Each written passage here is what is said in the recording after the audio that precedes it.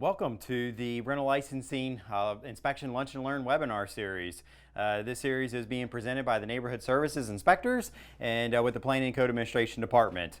What we're going to do is we're going to walk you through a rental inspection, pretty much room by room, and kind of give you different aspects of what the inspector is looking at as we go through an inspection. Again, this is not a full comprehensive review of an inspection. What we're doing is we're kind of give you just a general overview of what's being covered. We want to give you what are the thoughts while the inspector's walking through building, conducting their inspection.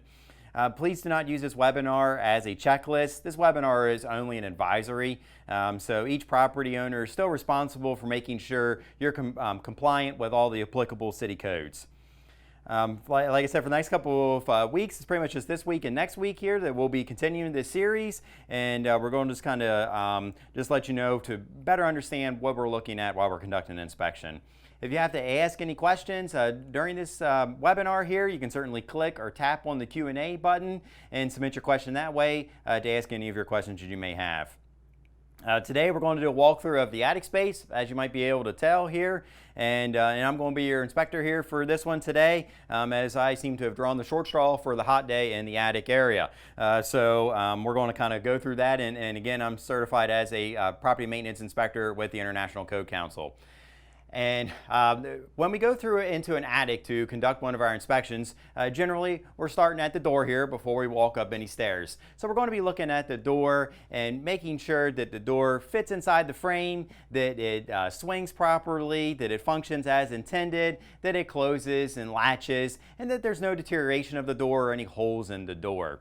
So as we're walking up the stairs, we're looking at the stairs for the general condition of the actual stairs themselves. Are they able to support the imposed loads? Meaning that if someone walks on it, will it support their weight as they're walking up the stairs? So we're looking at that. Are the treads secure? Many times we come across them where the treads themselves are just like set in place, but they're not actually secured to any of the stringers. So the treads are to be secured to the stringers, making sure that they're not sliding or moving along on the steps there. Also that they're intact, that it's the full tread itself, that it's not broken off or any pieces are missing, that it's the whole entire tread. And then also the risers and the treads, making sure they're consistent and that you can traverse the stairs with ease. Also, we're going to be going up the steps here and looking at the handrail. So we'll be looking at that, seeing as we're going up the handrail, making sure it's secured, that it's not loose on the wall, that it's anchored in place, and it can support its imposed loads. Also, as we mentioned before with the handrails, that we need to make sure they're graspable. And a graspable handrail is something that you can hold on to and that meets the code for those areas, for that size of a handrail. A 2x4 does not meet the intent of a code. It's too wide. That's not graspable. So it needs to be a graspable handrail. And then as we come up the steps here, a lot of times these attic spaces are generally in the middle of an attic, and you're going to be coming into an open area where the stairs can look down to below. You need to have guards around that area to protect any falls that could occur into that open stairway. So you have to have guards at least 30 inches high around that whole stairway opening, except for where the stairs come up out at. And then with those guards, there needs to be at least or no more than a 4-inch space between each guard. So it needs to be appropriately spaced and have less than 4 inches with those guards. And then as we're coming up the stairs, one of the parts that we're looking at as well is a light. Every set of stairs in a residence is to have an artificial light to illuminate those stairs. So they need to have the proper lighting for the stairs so you can go up the steps there. Now, if the light fixture has a globe on it or is designed to have a globe, then the globe will need to be in place and it will need to be in good condition so that you can make sure that any damage would not occur to the globe or the light bulb itself.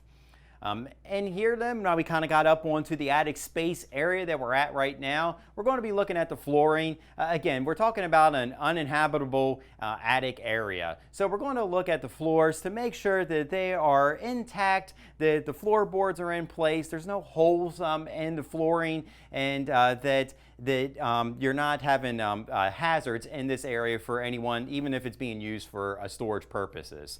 Now, If the flooring at times can be painted, sometimes we come across those where the flooring has been painted by the owner or a tenant, then we'll need to make sure that there is no chipping paint in those areas, as we've talked about on any surfaces that have been painted in any space in a residence. Also, for the purpose of here, we kind of blacked out our window because we were getting too much sunlight in. But if you have a window up in the attic space, we're going to look for the same conditions as we always do with any window. Is it in good condition? So is the glass intact? Does the window fit in the frame? And is it weather tight? So those are the conditions that we're generally looking for in an uninhabitable attic area. Now, as far as like the glass intact, yeah, we're looking to make sure there's no holes in it or there's no penetrations that any type of birds or infestation could occur through that attic space. So we're looking at the overall window condition. Also, we're going to be coming up in this attic area and we're going to looking for the general cleanliness of the space. Now, like I said before, it's an uninhabitable attic, so we know that it's not going to be spick and span, but as we mentioned, we're looking for things to be move-in ready. So that you shouldn't be having the previous tenants' items in this area. It should be clear of any debris and rubbish. And then, although I'm going to mention these things, only because we've come across them, that there shouldn't be any type of fecal matter in this area or any type of dead animals that got trapped in the attic space. So these things should be cleaned out of this space to make it a sanitary condition for the tenant.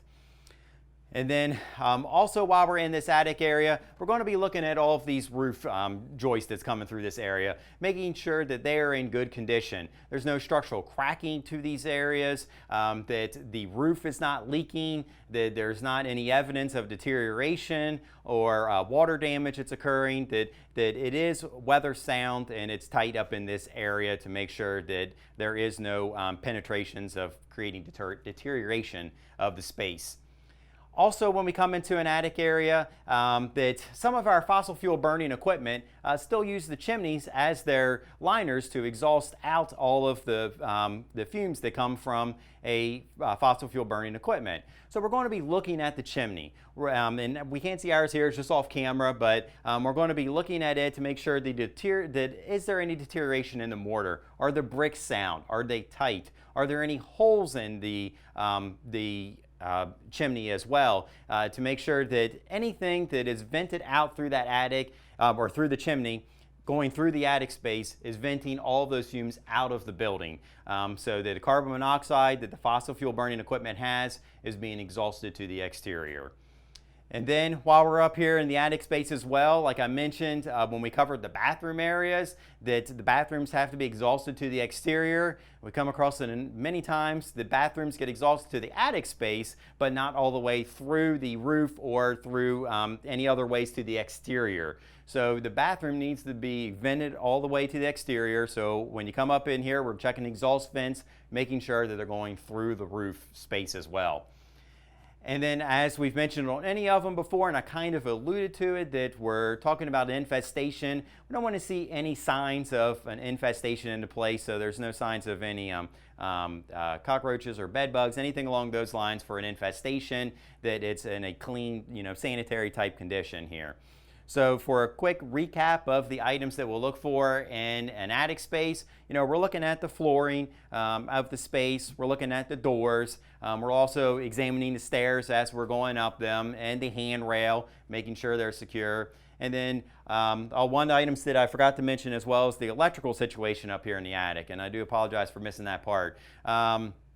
That when we're up here in the attic area and we're looking at electric, that if you have an outlet, it's going to have to meet the same requirements that any outlet does for the residence. So it's going to have its faceplate. There can't be any type of misproper wiring, that there are no broken off pieces inside of it, no burns, no melt marks, anything along those lines. Also, at times when we come across in the attic area, wires are run down to the second floor or up to this area. The wiring is supposed to be done in a safe manner and properly done and protected, not being punctured by any type of nails or staples or anything along those lines. So that's one of the other items that we will look for when we're up in the attic. Again, we're looking at the windows then too while we're up here. Again, is the space clean? Is it inside or no signs of infestation? Also the lighting, the roofing, and the chimney as well, and then the exhaust fans that are coming out of the residence. And so I'll go to any type of questions that we generally have here. So, again, we're just kind of giving you a general overview of what the attic space is. And each town in Hagerstown is different. So we can know that not every attic is exactly the same. It's just kind of a general advisory for these types of stuff here. I want to give you a general overview of what we're looking at while we conduct an inspection. And I'm going to kind of open things up to questions now for any questions that you all may have. I'm going to go over while those are coming in. I'll go address two questions that we generally get asked with the attic space. So one of which being, can I lock the attic off? I don't want the tenants to have access to the attic.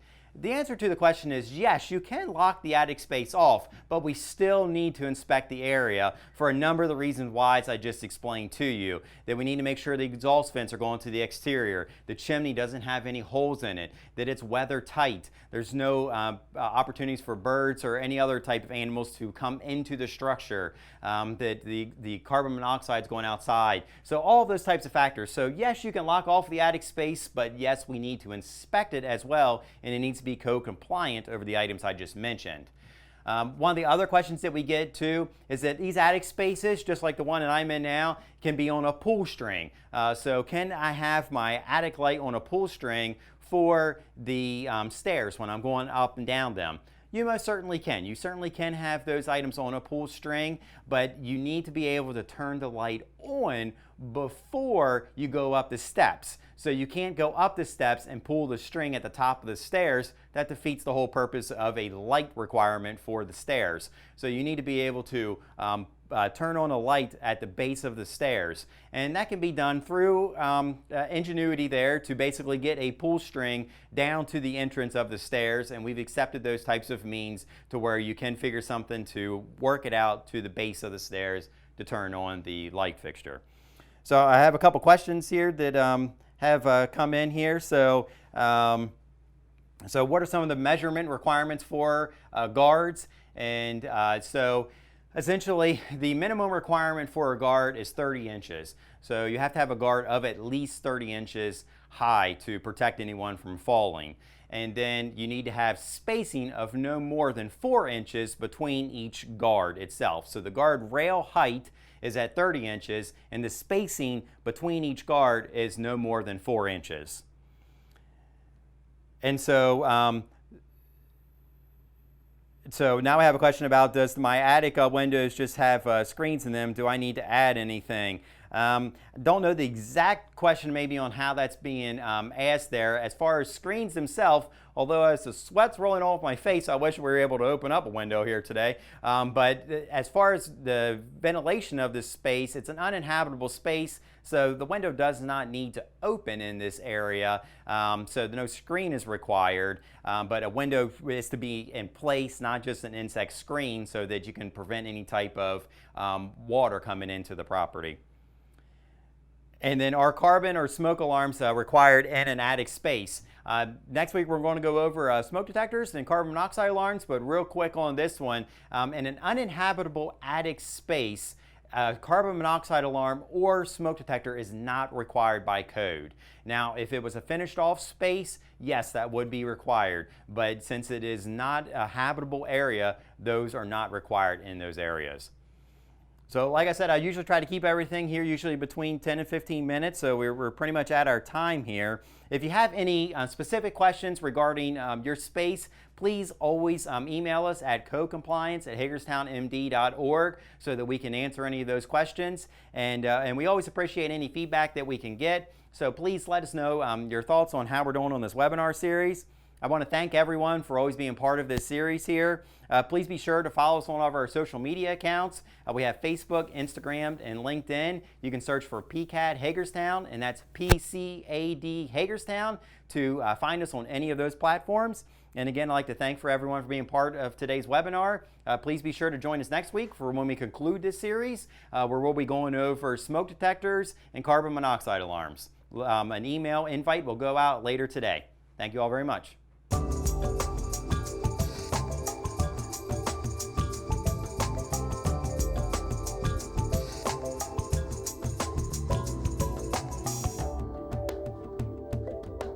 you.